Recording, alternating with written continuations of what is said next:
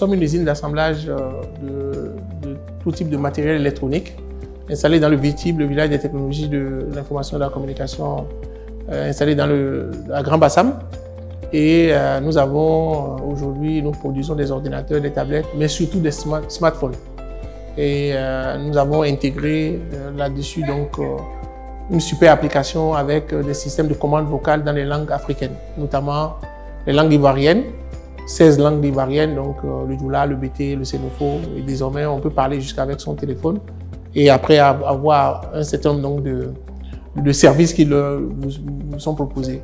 Mais nous avons d'autres innovations comme par exemple les smartphones virtuels, des systèmes donc intelligents, des objets connectés. On a un ensemble d'écosystèmes qu'on a mis en place et je crois qu'aujourd'hui on commence à remarquer que l'Afrique est capable donc de faire des choses et nous sommes vraiment prêts pour accompagner, pour voilà, donner la possibilité à notre écosystème de vivre des produits parce qu'on veut surtout que ça soit adopté par la population. Les entrepreneurs souvent se battent seuls et quand on a le ministère qui spontanément de lui-même donc se propose donc d'accompagner, j'ai vu vraiment et je voudrais remercier le ministre pour cette disponibilité à accompagner.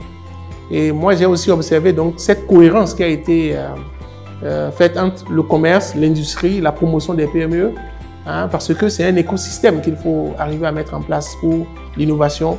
Parce qu'une chose est d'observer le problème, mais l'autre chose est de vendre le produit qui aurait été issu donc de ce problème-là au marché. Donc cette cohérence entre l'industrie et le commerce, pour moi, ça me parle. Et je voudrais donc dire vraiment notre volonté, nous, en tant que Serco, nous avions déjà pensé quelque part à un camp d'innovation, à un camp du futur qui intègre vraiment cette complémentarité qu'on doit avoir. Donc on sent bien que nous avons des synergies communes à construire et j'ai été très heureux donc des discussions qu'on a eues avec les conseillers techniques.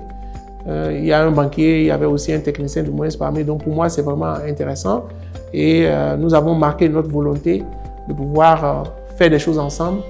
On pense souvent que ça peut être uniquement dans un sens, mais je crois que c'est la collaboration, la collaboration en fait qui amène vraiment plus d'innovation et plus de résolution de problèmes pour la communauté. Et c'est pourquoi en fait on croit vraiment à la vision donc de l'État, donc de pouvoir vraiment aller à l'émergence et nous en tant qu'entreprise on est disponible pour accompagner.